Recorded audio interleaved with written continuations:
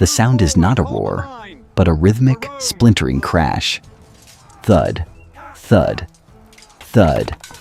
It is the sound of 21-foot ash pikes slamming into Roman shields, punching through plywood and bronze as if they were paper. You are in the front line of a Roman maniple, and the world has shrunk to the terrifying reach of the Macedonian sarissa. You cannot strike back. Your sword is 2 feet long. Their pike is 20. You are being pushed backward, step by bloody step, by a forest of spear points that seems to have no end. The wind off the Aegean Sea whistles through the gaps in your helmet, carrying the copper scent of blood and the dry dust of a collapsing line. Lucius Aemilius Paullus was a Roman consul, a man of iron discipline who had spent a lifetime in the trade of war. Yet, looking down at this bristling formation from the high ground, he would later confess to the Senate that it was the most terrifying sight of his life. Before him stood the Macedonian Phalanx, the hammer of Alexander, the formation that had conquered the known world from Greece to India. On flat ground, it was a machine of perfect geometry, designed to roll over anything in its path. And yet, in the span of a single hour, this invincible machine would not just be defeated, it would be butchered. The sun would set on the legacy of Alexander the Great forever, not because of a lack of courage, but because of the rough ground beneath their feet. Welcome back to World Chronicles. Today, we dissect the Battle of Pydna, the brutal collision in 168 BCE that proved the Roman legion was the new master of war. Paullus arrived in Greece with a mandate from the Senate to exterminate the threat of King Perseus. But he found the Macedonians entrenched behind a river, in a position that seemed impossible to crack. To understand the carnage at Pydna, we must first look at the two giants staring each other down across the Aegean. On one side was the Antigonid kingdom of Macedon, the proud heir to Alexander the Great. Its king, Perseus, was a man living in the shadow of giants. He wore the diadem of Alexander and commanded the loyalty of the Greek phalanxes, the most feared infantry formation in history. Perseus was ambitious, rebuilding the army his father had lost, filling his granaries with 10 years of grain, and his vaults with gold. He dreamed of restoring the glory of the spear-won empire, of breaking the suffocating grip of the Roman Republic on the Greek peninsula. But historians note a fatal flaw in the king. He was a miser. He possessed enough gold to buy every mercenary in the Mediterranean, yet he often refused to open his purse, believing that wealth was to be hoarded, not spent to secure victory. On the other side stood Rome. The Republic did not tolerate rivals, and it certainly did not tolerate kings who dreamed of empire. The Senate had watched Perseus's rise with cold calculation. For 3 years, Roman commanders had been sent to Greece, and for 3 years, they had been outmaneuvered, embarrassed, or defeated by the Macedonian king. The Senate's patience had run dry. They needed a man who understood not just war, but disciplina, the brutal Roman concept of order and obedience. They turned to Lucius Aemilius Paullus. He was an old man by the standards of the time, nearing 60, a veteran who had already earned his triumphs and scars. He was not a man of rash action or seeking glory for glory's sake. He was a man of dignitas. When the people of Rome gathered to cheer his election as consul, begging him to finish the war, he reportedly told them to be silent. He would not take command to please the mob, but to execute the will of the Senate. He was given 2 fresh legions, over 20,000 men when counting allies, and the authority to do whatever was necessary to break the Macedonian kingdom. Paullus arrived in Greece not to negotiate a peace, but to exterminate a threat. However, as he marched south, he found the reality of the war was far grimmer than the speeches in the forum. Perseus had fortified himself behind the Elpais River, in a position that seemed impossible to crack. The Macedonian king had turned the terrain into a fortress, and he waited there, me confident that the old Roman wolf would break his teeth on the walls of the river valley. Perseus chose the plain of Pydna for a reason. It was flat, open, and seemingly perfect for the heavy tread of his phalanx. He believed he had lured the Romans into a kill box where his spears could not fail. But he did not know that Paullus was already looking at the mountain passes behind him, planning a move that would force the king out of his hole. When Lucius Aemilius Paullus arrived at the Roman camp, he did not immediately order a charge. He ordered silence. The legions he found were rowdy, ill-disciplined, and accustomed to the lax command of previous generals. Paullus, a man of the old breed, tightened the grip of Rome's disciplina militaris instantly.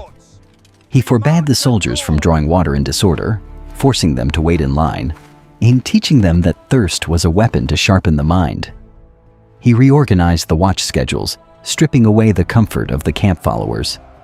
Before he could defeat the king of Macedon, he had to defeat the softness within his own ranks.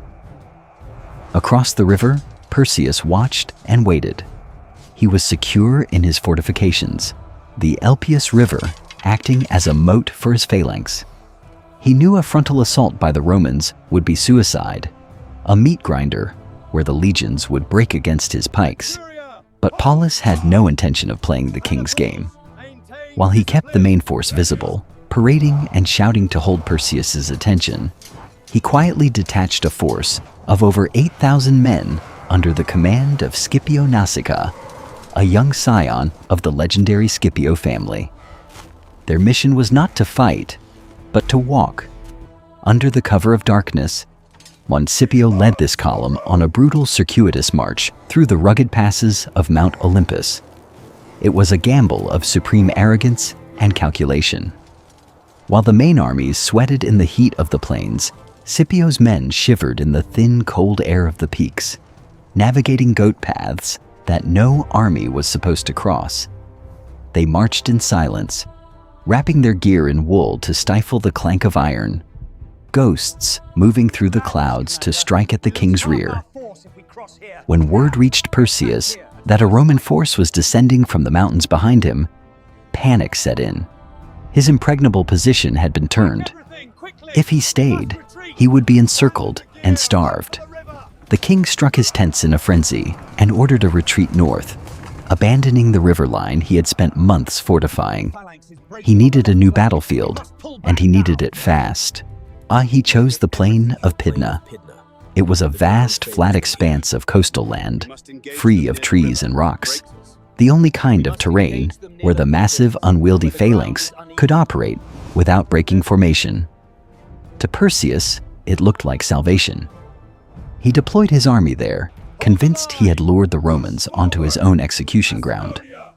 But in his haste to find flat earth, he had failed to notice the broken ground on the edges of the plain, and the fact that the Roman wolf fights best not in the open, but in the chaos of the rough.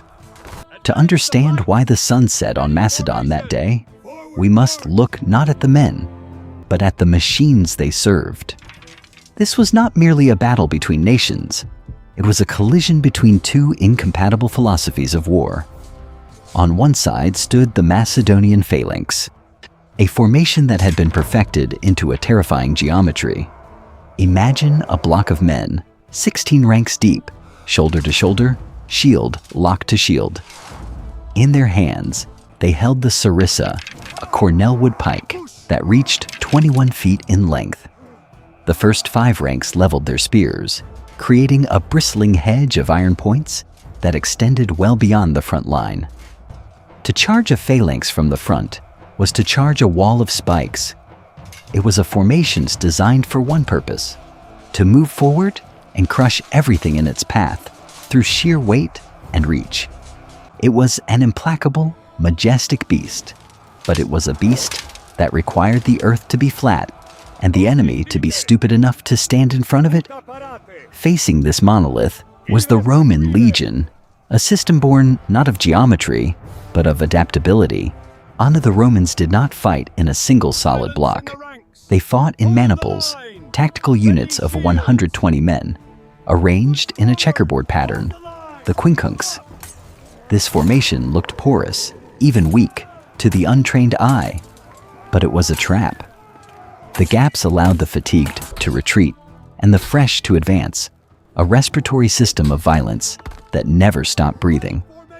The Roman soldier was not a pikeman, he was a swordsman. He carried the scutum, a heavy curved shield that covered him from chin to shin, and the gladius, a short stabbing sword designed for the bloody intimacy of close quarters. While the phalangite needed space to lower his pike, the legionary needed only inches to kill. Numerically, the forces were nearly matched. Perseus commanded roughly 44,000 men, a glittering host of heavy infantry and cavalry, and Paullus fielded around 38,000, a mix of Roman citizens and Italian allies. On paper, the phalanx was heavier, stronger, and had a longer reach. But the phalanx had one fatal weakness. To survive, it needed to remain a solid, unbroken wall.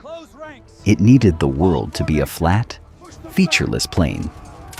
And at Pydna, the ground was about to betray them. The night before the slaughter, the heavens themselves seemed to bleed.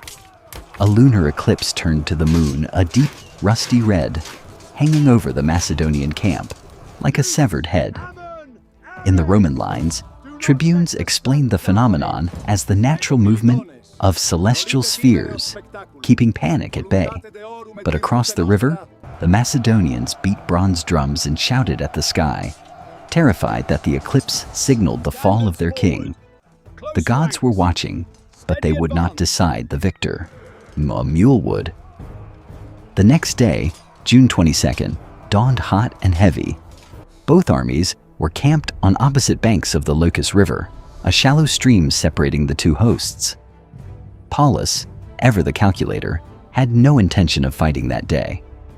The sun was high, his men were tired from the march, and the omens were not yet perfect. He ordered his troops to rest, to eat, and to wait. The giant war machines of antiquity lay dormant, separated by only knee-deep water. It began with a thirst. Around mid-afternoon, a beast of burden broke loose from the Roman baggage train and bolted into the river, desperate for a drink. A group of Thracian soldiers on the Macedonian side splashed into the water to capture the animal. A few Roman water carriers, seeing their beast being taken, drew their swords and waded in to stop them. It was a tavern brawl in the middle of a war zone. But within minutes, the shouting drew the attention of the sentries. A handful of men became 100. 100 became 1,000. Thracians, Ligurians, and light infantry poured down the banks like water bursting a dam. What started as a skirmish over a mule spiraled into an uncontrollable riot. Perseus, watching from his command tent, made the decision that would seal the fate of his kingdom. He did not call his men back. Instead, he saw the Romans disorganized in the river and ordered the phalanx to advance. Paullus rushed out of his tent without his armor or helmet. He saw the dust cloud rising before he heard the screams. The entire Macedonian army, over 40,000 men, was moving. The ground shook as the sarissas were lowered, a forest of wood and iron rolling toward the river. The Roman consul didn't want to fight that late in the day. But when he saw the Macedonian line advancing, the gray wall of pikes shimmering in the heat, he realized it was too late to stop. The monster was coming. The collision was not a battle, it was a massacre of physics. The Macedonian phalanx did not run, it walked. It crossed the shallow river with the inexorable grinding pace of a glacier, and when it hit the Roman front line, the result was catastrophic. For the Roman legionary, this was a nightmare made real. He was trained to get close, to punch with his shield and stab with his short sword. But against the sarissa, he was helpless. The Macedonian pikes, held 5 ranks deep, created a wall of iron points that extended 15 feet in front of the first enemy soldier. The Romans threw themselves against this hedge of steel, hacking at the shafts with their swords, grabbing the spear points with their bare hands, trying to pull them down or break them. It was useless. The ashwood was too thick, the grip of the phalangites too strong. Men died without ever seeing the face of the enemy who killed them. The pikes punched through the curved Roman scutum shields, pinning arms to torsos and nailing men together in grisly pairs. The front ranks of the legions simply evaporated, dissolving into a red mist of frustration and terror. Paullus, watching from the rear, tore his tunic in a display of utter grief and panic. He saw his veterans, men who had conquered Spain and Liguria, turning their backs. They were not just retreating. They were being shoved off the field by a machine they could not touch. The phalanx was doing exactly what it was designed to do. It was a rolling wall of death that nothing could stop on flat ground. Step by bloody step, the Romans were pushed back toward the rough slopes of Mount Olocris. The Macedonians, sensing victory, surged forward. Their shouts of triumph drowned out the screams of the dying. They were driving the wolf into the hills, convinced they had broken its back. But as the phalanx pushed forward, energized by the smell of victory, they marched straight into a trap laid by nature itself. The ground was about to change, and with it, the rules of the game. As the ground rose into the foothills of Mount Olocris, the geometry of war began to warp. The phalanx, in its eagerness to chase down the retreating Romans, moved too fast over ground that was no longer flat. A ditch here, a patch of scrub brush there, a slight incline. These were small things, irrelevant to a single man, but fatal to a formation that relied on perfect cohesion. The long line of the Macedonian army began to twist. Like a snake moving over rocks, the solid wall of pikes developed cracks. Gaps appeared between the files, sometimes only a few yards wide, but enough. Lucius Aemilius Paullus, watching from the high ground with the sharp eye of a veteran, saw the monster stumble. He did not issue a single grand order to the entire army. The Roman system did not work that way. Instead, the genius of the maniple, the handful, took over. The legions were not a rigid block. They were a collection of independent, flexible units led by centurions who knew how to think. Paullus ordered his maniples to break the line. "You go in," the trumpets seemed to scream. "Go into the cracks." Suddenly, the Roman retreat halted. The maniples dissolved into small predatory groups, 10 men here, 20 men there. They didn't charge the front of the spears anymore. They dove into the gaps where the pikes were tangled or misaligned. They slipped past the deadly iron points and entered the hollow belly of the beast. The sound of the battle changed instantly. The rhythmic, thundering crash of the phalanx was replaced by the chaotic, desperate screaming of close-quarters murder. Inside the formation, the tables turned with terrifying speed. The Macedonian Phalangite was a master of the long range, holding a 21-foot pike with both hands.